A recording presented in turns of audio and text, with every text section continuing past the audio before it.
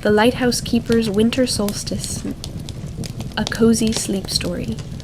Welcome to a place of gentle stories and quiet voices, where the world slows down and sleep comes softly.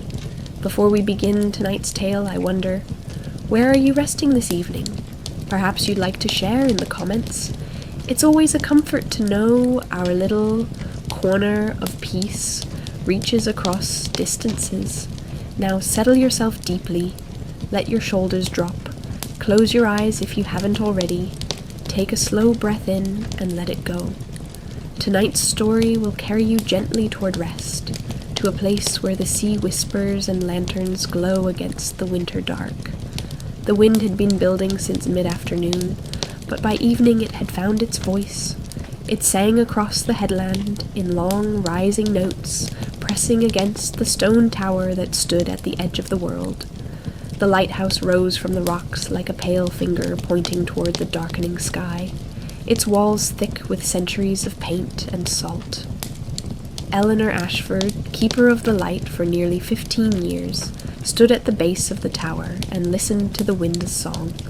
She had learned its moods over the seasons, the playful gusts of spring, the drowsy sighs of summer, the sharp cries of autumn storms.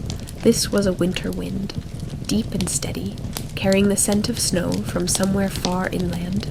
She pulled her woolen shawl tighter and looked out across the sea. The water stretched gray and restless beneath a sky the color of old pewter. Waves rolled toward the rocks in measured lines, their crests breaking white against the barnacled stone. The sun had already set, leaving only a thin band of amber light along the western horizon. Eleanor turned and climbed the worn steps that led to the tower's entrance. The door, thick oak bound with iron, opened with a familiar groan. She stepped inside and pulled it shut behind her, sliding the bolt home with a solid click. The wind's voice grew muffled, replaced by the quiet echo of her footsteps on stone. The interior of the lighthouse held a particular stillness, the kind that comes from thick walls and small windows. A narrow spiral staircase wound upward into shadow, its iron railing cool beneath her hand. She had climbed these steps thousands of times, knew every uneven tread, every place where the stone had worn smooth under countless feet. She began her ascent, counting the steps out of habit. 23 to the first landing, where a small window looked east toward the distant town. 47 more to the second landing, where her living quarters occupied a circular room lined with shelves and a small iron stove. Another 62 steps to the lamp room, where the great lens waited, patient and still. Eleanor paused at the second landing to catch her breath. The room was neat and spare, furnished with only what was necessary. A narrow bed stood against the curved wall, its quilt sewn from scraps of wool in shades of blue and gray. A wooden table held a lamp, a book, and a cup of tea grown cold. The stove radiated gentle warmth, its iron sides ticking softly as the metal expanded. She lit the lamp on the table, adjusting the wick until the flame burned clear and steady. Golden light filled the small space, pushing shadows into the corners. She added a piece of driftwood to the stove, watching as the dry wood caught and began to glow. The wind pressed against the tower, making it hum like a great stone bell. Eleanor listened for a moment, then continued her climb. The final stretch of stairs narrowed as it rose, spiraling tighter until it opened into the lamp room. Here the world changed. Glass surrounded her on all sides, thick panes set in iron frames that divided the sky into segments. The great lens dominated the space, a magnificent construction of crystal prisms arranged in concentric rings. Even unlit, it seemed to gather what little light remained in the dying day, holding it within its facets like captured stars. Eleanor moved around the lens with practiced care, checking the reservoir of oil, examining the wick, ensuring the clockwork mechanism that would turn the lens through the night was properly wound. Everything was in order, as it always was.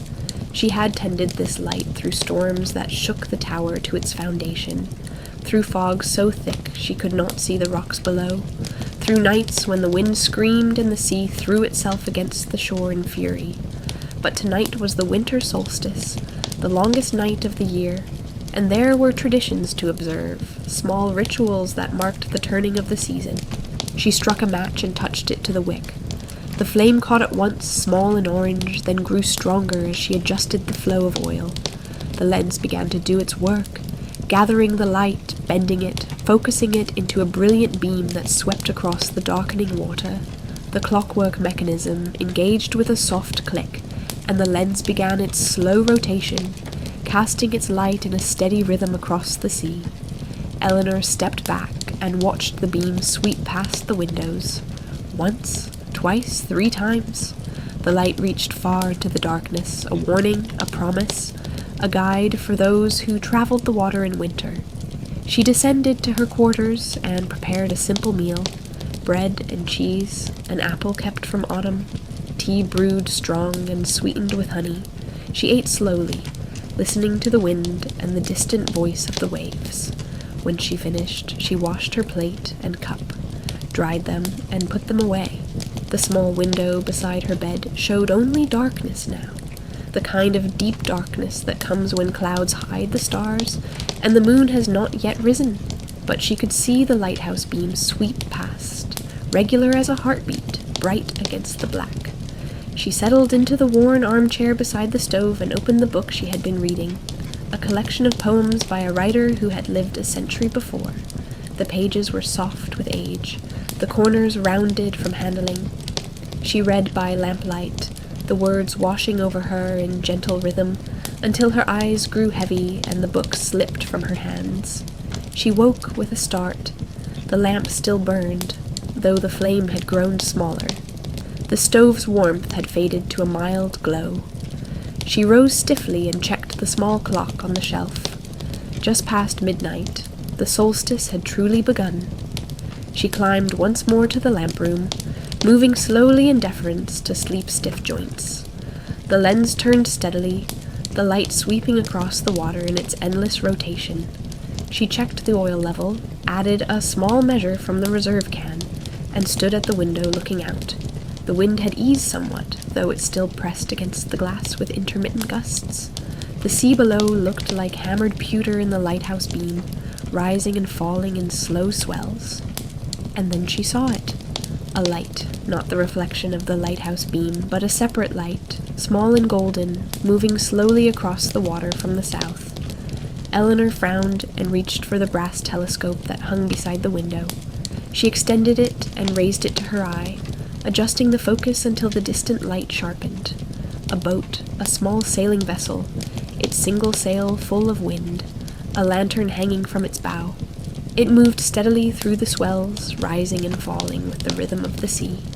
She could make out a figure at the tiller, dark against the lantern light. Her frown deepened. No sensible sailor would be out on such a night, especially not in a boat that small. The nearest harbor was 5 miles south, and the town beyond the headland offered no safe anchorage in winter. Where could they be going? She watched as the boat drew nearer, close enough now that she could see details. The sail was patched in several places, the hull dark with age. The figure at the tiller was wrapped in a heavy coat, face hidden beneath a hood. They handled the boat with easy confidence, adjusting the sail as the wind shifted, guiding the vessel through the swells without hesitation. The boat passed the lighthouse, close enough that Eleanor could have called out and been heard. But she did not call. Something in the scene held her silent, some quality she could not name. The boat sailed on, heading north toward the rocky coast where no harbor waited, where the shore was all stone and cliff and breaking waves.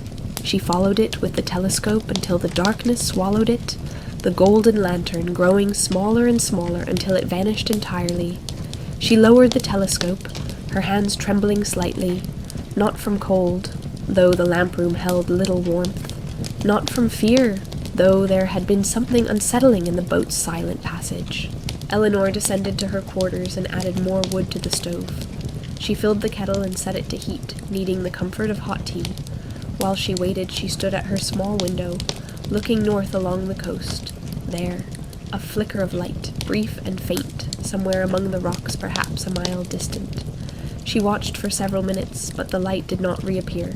The kettle began to whistle, pulling her attention away.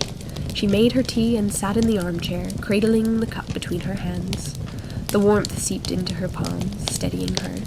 She had seen strange things from the lighthouse over the years. Lights that danced on the water and vanished when approached. Sounds that seemed to come from nowhere. Voices carried on the wind that spoke no words she could understand. The sea was old and deep, and it kept its secrets. But this felt different. The boat had been real, solid, moving through the water with purpose, and the figure at the tiller had seemed unbothered by the cold, the dark, the danger of the rocks ahead. She finished her tea and climbed once more to the lamp room. The lens turned steadily, the light sweeping across the water, across the rocks, across the darkness. Everything was as it should be. The mechanism ticked softly, measuring time in steady intervals. The flame burned clean and bright. Eleanor settled onto the small bench beneath the windows and wrapped a blanket around her shoulders. She would not sleep again tonight. Something told her to watch, to wait, to be ready for whatever the longest night might bring. The hours passed slowly. The wind rose and fell in long cycles, sometimes pressing hard against the glass, sometimes dropping to a whisper. The sea continued its ancient rhythm, waves breaking white against the rocks below. The lighthouse beam swept across it all, patient and tireless. At 2 o'clock, she saw the light again. Closer this time, much closer, moving among the rocks at the base of the cliff. Not the golden lantern of the boat, but something else. A soft, steady glow that seemed to emanate from the air itself, as if the darkness had grown luminous. Eleanor pressed close to the glass, straining to see. The light moved along the narrow strip of shore that appeared at low tide, winding between boulders worn smooth by centuries of waves. As she watched, the glow resolved into a figure, a person walking calmly across the rocks, leaving no shadow despite the brightness that surrounded them. The figure stopped and looked up at the lighthouse. Even at this distance, even through the darkness and the spray-misted glass, Eleanor felt the weight of that gaze. She raised a hand, half in greeting, half in question. The figure raised a hand in return, a simple gesture of acknowledgement. Then they turned and continued walking, following the shore northward until the rocks hid them from view. Eleanor stood at the window for a long time after the figure disappeared, her breath fogging the glass. Her heart beat steadily in her chest, quick but not racing. She felt no fear, only a deep curiosity and a strange sense of anticipation, as if she were waiting for something she had always known would come. She descended to the second landing and put on her heavy coat, her boots, her warmest gloves. She wrapped a scarf around her neck and pulled a knit cap over her gray hair. Then she took the lantern from the table, lit it, and made her way down the spiral stairs to the tower's entrance. The wind hit her as soon as she opened the door, cold and sharp with the promise of snow. She pulled the door shut behind her and began the careful descent down the stone steps that led from the tower to the rocks below. The path was treacherous in winter, slick with spray and frost. She moved slowly, setting each foot with care, using her free hand to steady herself against the cliff face. The lantern swung from her other hand, casting wild shadows that danced across the stone. It took her nearly 15 minutes to reach the shore. The tide was low, exposing a narrow strip of sand and rock that would be underwater in a few hours. Pools of seawater reflected her lantern light, dark mirrors scattered among the stones. Seaweed lay in tangled heaps, giving off the sharp salt scent of the deep. She walked north, following the route she had seen the glowing figure take. Her boots crunched on the mix of sand and shell fragments. Small crabs scuttled away from her lantern light, disappearing into crevices between the rocks. The shore curved around a jutting promontory, and as Eleanor rounded it, she saw them. A small group of people, perhaps 6 or 7, gathered around a driftwood fire, built in the shelter of a large boulder. The flames burned steady despite the wind, casting golden light across their faces. They looked up as she approached, but none seemed surprised by her arrival. One of them, an elderly woman wrapped in a blanket of rough wool, gestured toward an empty space near the fire. "You're welcome to join us, Keeper," the woman said. Her voice was soft, but carried clearly over the wind and waves. "It's cold work, tending the light on the longest night." Eleanor hesitated only a moment before settling onto a flat rock near the fire. The warmth was immediately welcome, seeping through her coat and into her chilled bones. She set her lantern beside her and looked around at the gathered faces. There was the elderly woman who had spoken, her face deeply lined but her eyes bright and alert. A young man with dark hair and a gentle smile. A middle-aged couple who sat close together, their shoulders touching. 2 children, a boy and a girl, who watched the fire with quiet fascination. And at the edge of the group, slightly apart from the others, the figure she had seen walking on the rocks, still surrounded by that soft, inexplicable glow. "I saw your boat," Eleanor said, directing her words to the glowing figure. "Earlier tonight, heading north." The figure turned to her, and she saw it was a man, perhaps 40 years old, with a weathered face and calm eyes. "We come every year," he said simply, "on the longest night, to remember and to witness." "Remember what?" Eleanor asked. "Those who were lost to the sea," the elderly woman said, "and those who guided them home." The young man added another piece of driftwood to the fire. It caught quickly, flames licking along its silver-gray surface. "Some of us are keepers like you," he said, "or we were. Others are sailors, fishermen, travelers. We're all connected to the water, one way or another." Eleanor looked from face to face, understanding beginning to dawn. The soft glow that surrounded some of them, the way they seemed both present and distant, like figures seen through morning mist, the peculiar timelessness of their gathering. "You're not," she began, then stopped, unsure how to finish. "Not alive?" the elderly woman said gently. "No, Keeper, not in the way you are. But on this night, the longest night, the veil is thin.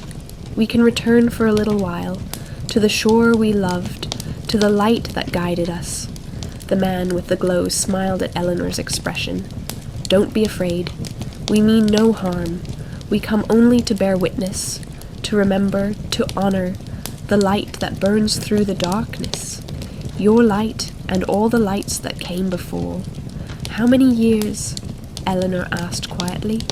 "I've been coming for 32 winters," the elderly woman said. "I kept the light before you, and before me my father kept it. This shore is in my bones." The young man said, 7 years for me, lost in a storm trying to reach harbor. But I saw the light that night, even as the water took me.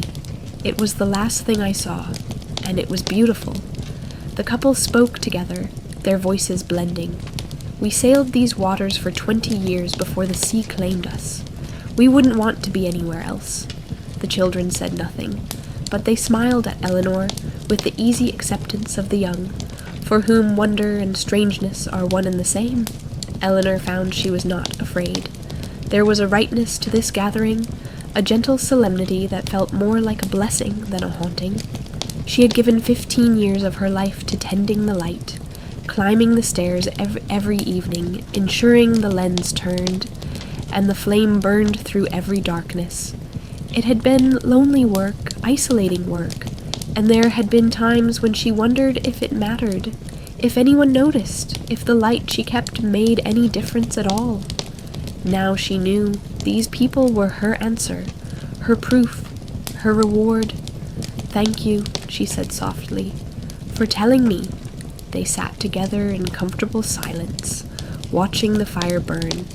The wind continued its song, and the waves continued their ancient rhythm, and the lighthouse beam swept across the water above them, regular and sure. After a time, the glowing man stood.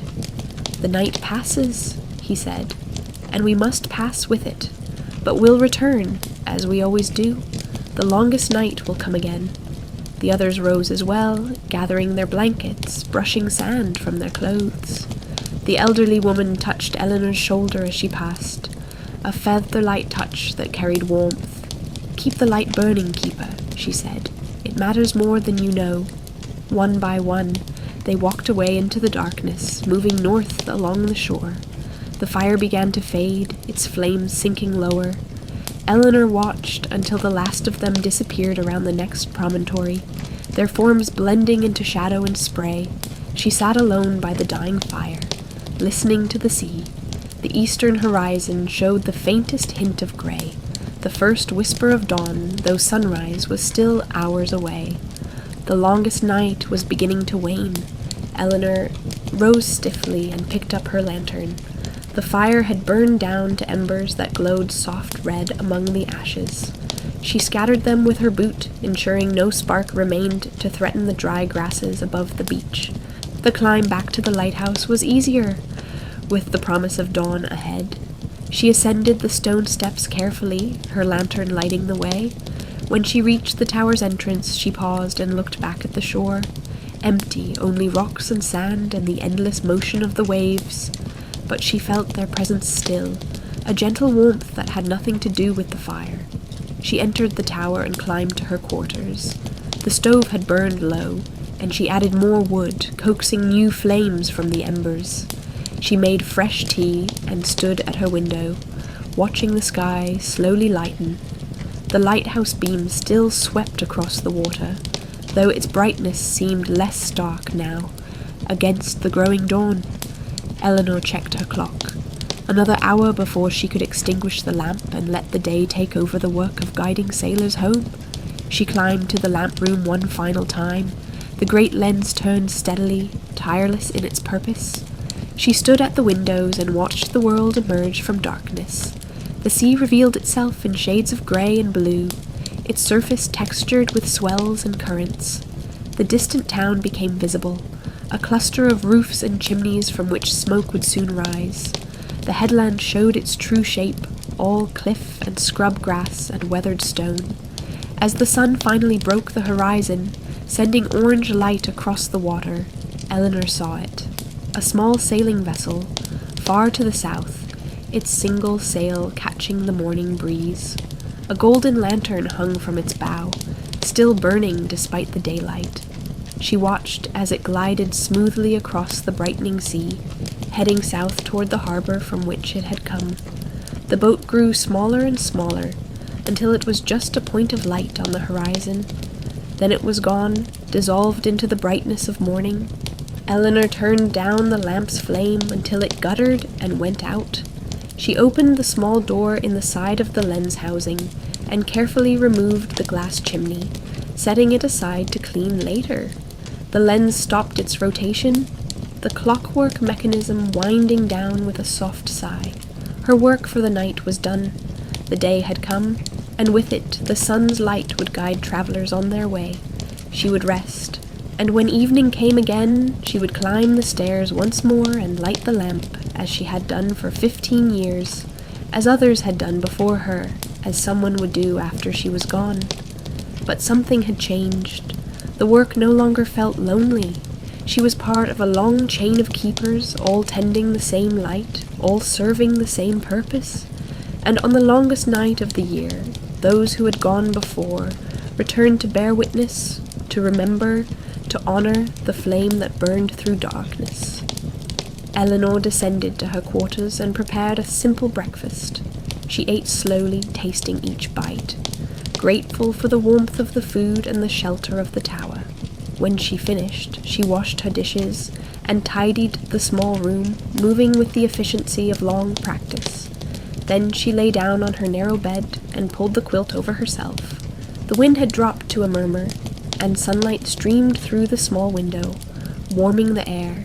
She closed her eyes and felt herself drift toward sleep, safe in her stone tower, held by thick walls and the knowledge of purpose. She dreamed of lights moving across dark water, golden lanterns swinging from the bows of boats, bonfires burning on lonely shores, and always, always, the steady sweep of the lighthouse beam, reaching out into the darkness, calling the lost ones home. When she woke, the sun was high in the sky, and the solstice had passed. The days would begin to lengthen now, each evening bringing a few more minutes of light. winter would continue for months yet, with its storms and cold and darkness. But the year had turned, the cycle continuing as it always had, as it always would. Eleanor rose and went about her afternoon tasks. She cleaned the lamp's glass chimney, polished the lens prisms until they gleamed, checked the oil reserves and made a note to order more before the next supply ship came. She swept the floors, aired the bedding, and prepared a pot of soup that would feed her through the next few days. As evening approached, she put on her coat and stepped outside. The air was crisp and clear, the sky already showing the deep blue of dusk. She walked to the edge of the headland and looked down at the shore where she had met the gathering the night before. Only rocks and sand and seaweed. The tide was coming in, erasing the marks of her passage, covering the place where the fire had burned. In a few hours the water would reach the base of the cliff, and the shore would disappear until the next low tide. But Eleanor would remember, on every solstice from this night forward, she would remember the faces around the fire, the gentle voices, the reassurance that her work mattered, that the light she kept burning guided more than just the living. She returned to the tower as the sun touched the horizon. She climbed the spiral stairs, her hand trailing along the iron railing, her feet finding each step by long familiarity. In the lamp room, she prepared the light with careful attention, checking each component, ensuring everything was ready. She struck a match and touched it to the wick. The flame caught, grew, brightened. The lens began its work, gathering and focusing and sending the light out across the darkening water. The clockwork mechanism engaged, and the lens began its slow rotation. Eleanor stepped back and watched the beam sweep past the windows. Once, twice, 3 times. The light reached far into the gathering darkness, a warning, a promise, a guide for all those who traveled the water in winter. She stood at the window for a long time, watching the night deepen and the stars begin to appear. The wind had returned, singing its winter song around the tower. The sea rolled dark beneath the lighthouse beam, mysterious and eternal. Somewhere out there, boats were making their way through the darkness, guided by the light she tended. Somewhere out there, the spirits of the lost were watching, bearing witness, grateful for the flame that never failed. Eleanor smiled and descended to her quarters. She added wood to the stove, put the kettle on to boil, and settled into her armchair with her book of poems. The lighthouse beam swept past her window, regular as a heartbeat, bright against the dark. Another night had begun, and she would keep watch as she always did, tending the light, climbing the stairs, ensuring the flame burned steadily through the hours until dawn. It was quiet work, solitary work, but she was not alone. She had never been alone. The light burned on, through the winter night, through the turning of the year, through all the darkness that would come and go in the endless cycle of the seasons. And Eleanor Ashford, keeper of the light, watched over it with steady hands and a grateful heart, knowing that her work was seen, her purpose was true, and the light she kept burning mattered more than she had ever dared to hope. The wind sang around the tower, the waves broke against the rocks below, the light swept across the water in its endless rotation, and in her stone refuge at the edge of the world, Eleanor rested, warmed by the knowledge that on the longest night she had been given a gift beyond measure, the certainty that she was part of something larger than herself, a chain of keepers stretching back through time, all tending the same light, all guiding the lost ones home. She sipped her tea and turned the page of her book, letting the words wash over her in gentle rhythm. Outside, the night deepened, and the stars wheeled slowly across the sky. Inside, the stove radiated warmth, and the lamp burned bright, and Eleanor sat in quiet contentment, keeper of the light, guardian of the shore, at peace with her solitary vigil at the edge of the winter sea.